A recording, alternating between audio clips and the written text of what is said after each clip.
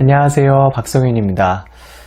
예전부터 온라인에서 뮤지컬 이야기하는 시간을 갖고 싶다는 생각을 계속 했었는데 뉴노멀 시대 덕분에 시작을 하게 되었습니다. 방송을 준비하면서 보니까 프리뷰나 리뷰는 기존에도 너무 재미있게 해주시고 또 말씀도 잘하시는 분들이 많이 계셔서 저는 제가 연구하고 또 강의하는 것들을 중심으로 조금 더 인문학적이고 학술적인 시간으로 꾸며볼 수 있도록 하겠습니다. 현재 국내에서 공연 중인 뮤지컬 렌트를 많은 분께서 좋아하고 계시죠. 개인적으로는 제가 렌트 오리지널 프로덕션의 마크 캐스트, 안소니 랩의 자전적인 작품 위드아웃 유 공연에 참여한 적이 있어서 안소니 랩도 또 렌트도 굉장히 특별한 애착이 있습니다. 오늘 소개해드릴 작품 렌트의 매니아라면 또 롱뮤지컬을 좋아한다면 꼭 알아야 할 역사의 길이 남을 브로드웨이 베스트 롱뮤지컬 헤어를 소개해드릴까 합니다. 헤어는 아직 국내 프로페셔널 프로덕션을 통해서 정식으로 소개된 작품은 아니지만 뮤지컬 역사에서 언급할 만한 충분한 가치가 있고 굉장히 중요한 작품입니다. 개인적으로는 블록버스터 뮤지컬보다는 주제의식이나 컨셉이 독특한 작품들을 좋아하는데 그런 면에서 보면 제가 좋아하는 작품들이 60년대 또 70년대에 많이 등장했습니다. 오늘 소개해드릴 헤어도 그런 작품 중에 하나가 되겠습니다. 우리가 뮤지컬 헤어를 이야기하려면 작품이 등장했던 미국의 1960년대를 좀 먼저 살펴보면 좋을 것 같습니다. 미국의 1960년대는 사회 또 문화적으로 굉장히 다이내믹한 시대였습니다. 미국이 세계 2차 대전 이후에 전 세계 패권을 쥔 이미지를 굳혀가고 있었는데 겉으로 보기에는 풍요로웠지만 사실 안으로는 굉장히 어지러웠죠. 케네디 대통령이 암살을 당했고 10년 넘게 계속되는 베트남 전쟁이 국민들에게는 피로감을 더하고 있었습니다. 여기에 경제 불황으로 인한 빈부격차도 심화되고 있었습니다. 그리고 기성세대와 신세대의 감정의 골도 굉장히 깊어지고 있었습니다. 최근에 블랙 라이브스 매터 굉장히 뜨거운 이슈죠. 1960년대의 미국을 이야기하려면 이 바로 인종차별 이야기도 하지 않을 수가 없습니다. 당시 흑인에 대한 사회적 또 경제적 인종차별이 만연했고 흑인 민족주의는 흑인과 백인이 평등할 수 없다면 국가를 두 개로 분리하자는 운동으로까지 이어졌는데 비폭력 흑인 인권운동가였던 마틴 루터킹 목사가 암살당하는 사건도 바로 이 시기에 일어나면서 큰 충격을 주기도 했습니다. 이처럼 미국 사회는 1960년대에 흑인들이 많은 피를 흘리고 나서야 흑인 인권에 대한 감수성을 키웠고 인종차별에 관한 법률이 본격적으로 제정되기 시작했습니다. 흑인들이 정치나 또 미디어 쪽으로 본격적인 진출을 할 수 있었던 것도 바로 이 시기입니다. 인종 간, 세대 간, 경제적 계층 간 갈등 등 여러 가지 문제가 혼재하는 상황에서 베이비붐 세대의 젊은이들은 일자리를 구하기가 굉장히 어려워졌는데 어느 순간 이들이 땀 흘리며 일하지 않고 하고 싶은 거 하며 사는 게 제일이라는 주의를 갖게 됩니다. 여기에 노동자 계층을 중심으로 근무 여건 개선 요구의 목적을 가지는 항의, 집회가 급진주의로 확대되는 한편 미국의 구성원이기를 거부하는 현상도 나타났습니다. 남자들은 머리와 수염을 길게 기르고 여자들은 미니스커트를 입고 부츠를 신었습니다. 또 동양 사상에 관심을 가지고 꽃으로 평화와 사랑을 이야기하면서 기성세대와 선을 그었습니다. 이처럼 탈사회적 행동을 하면서 자신의 행복에만 관심을 두는 이들이 점점 늘어갔습니다.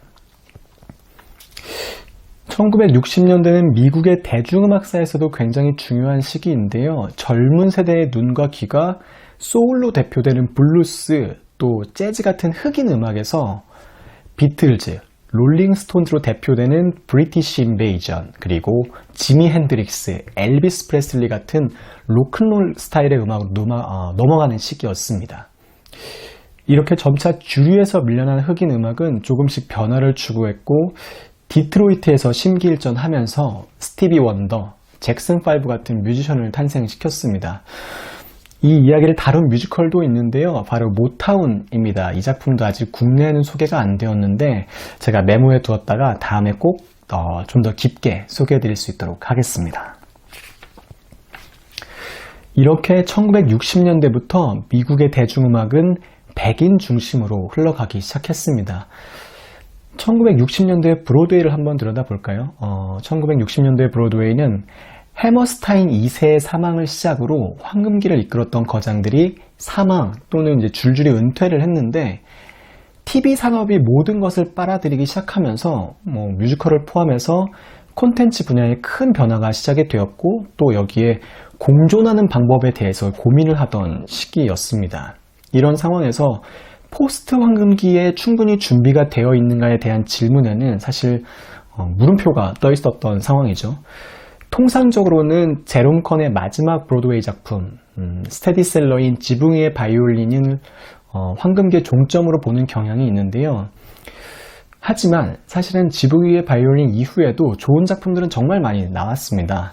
누군가는 이 시기를 이제 암흑기라고도 하지만 우리나라에서도 많은 사랑을 받는 맨 오브 라만차도 이 시기에 나왔고요. 바파시의 스위트 체리티, 또 존 칸더와 프레드 앱의 캬바레도 바로 이 60년대 후반에 나왔습니다. 이 외에도 Funny Thing Happened on the Way to the Forum, Funny Girl, Hello Dolly, 매니아들이 좋아하는 작품들이 이 시기에 굉장히 많이 나왔습니다. 1960년대 중반 이후를 수놓았던 이 작품들을 포스트 황금기 작품들로 한번 묶어서 제가 소개해 드릴 수 있도록 하겠습니다. 그리고 1967년 이전에는 없었던 충격적인 작품 헤어가 마침내 등장을 합니다. 10대 때부터 이미 뮤지컬 팬이었던 이 제임스 라도가 전통적인 브로드웨이 스타일의 작품을 계획하고 있었습니다. 그러던 중 오프 브로드웨이에서 실험적인 공연을 하고 있던 제롬 라그니가 쓴 감각적인 글귀를 보고 함께 작업을 하자고 제안을 합니다.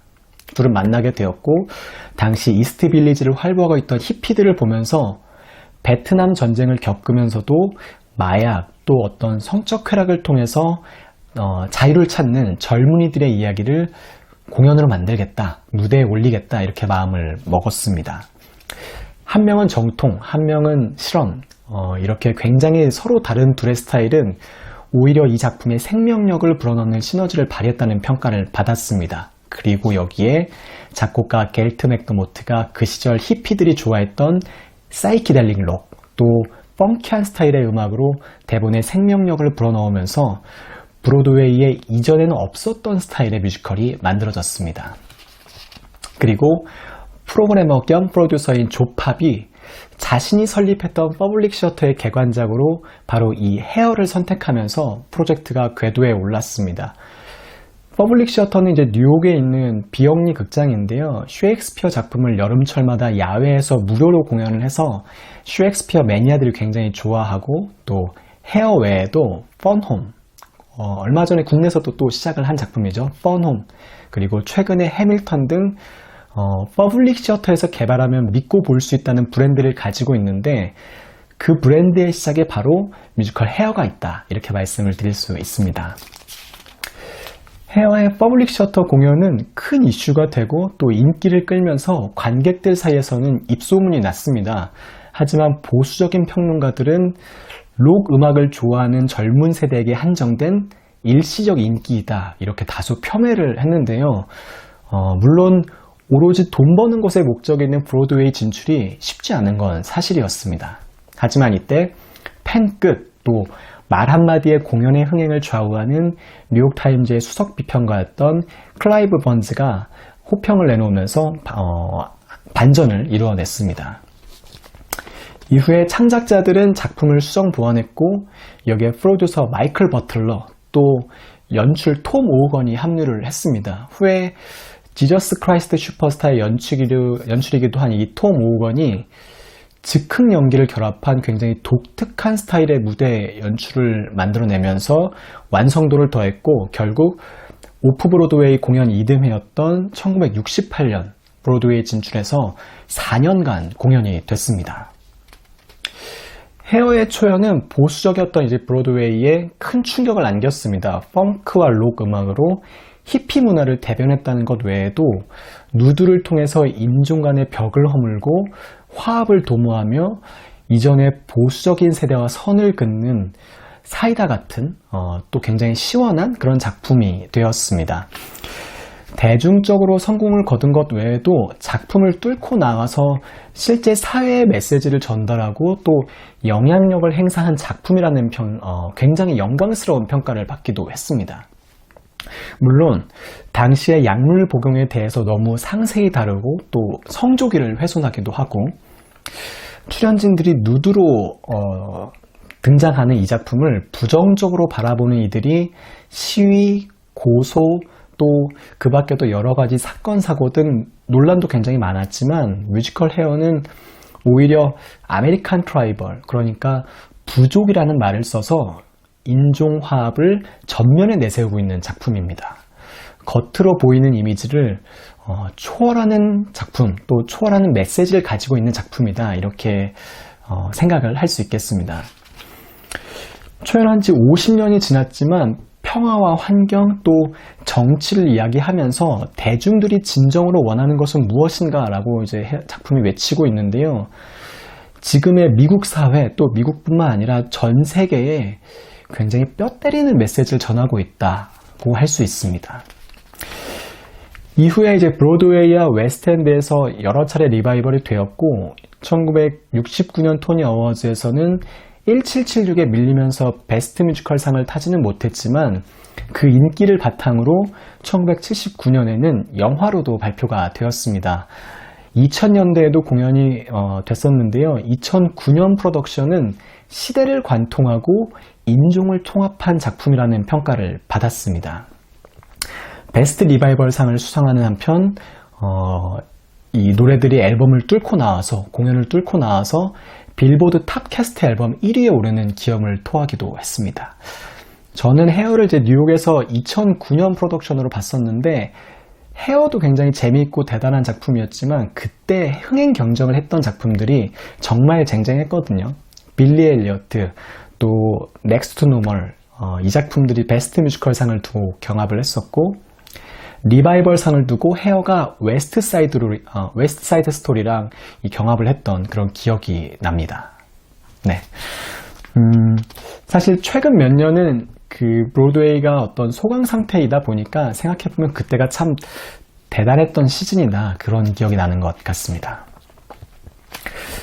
여기까지 해서 브로드웨이 역사와 또 미국 사회, 무엇보다 렌트의 조나단 라슨에게 큰 영향을 끼친 작품, 렌트의 매니아라면 꼭 알아야 할 베스트 록 뮤지컬 헤어에 대해서 알아봤습니다. 조나단 라슨은 렌트가 90년대의 헤어가 되길 바랬습니다.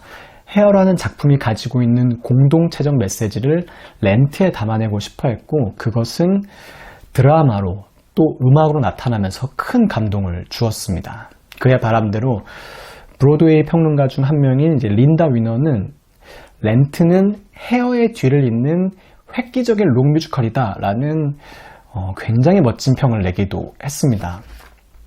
사실 헤어 말고도 좋은 뮤지컬들, 또 록 뮤지컬들 굉장히 많죠. 우리나라에서도 록 뮤지컬이 많은 사랑을 받고 있는데 피트 타운젠트의 토미 같은 작품도 제가 이 시간을 통해서 한번 소개해 드릴 수 있도록 하겠습니다. 오늘은 여기까지입니다. 다음 주 토요일 저녁에 다시 뵙겠습니다. 감사합니다.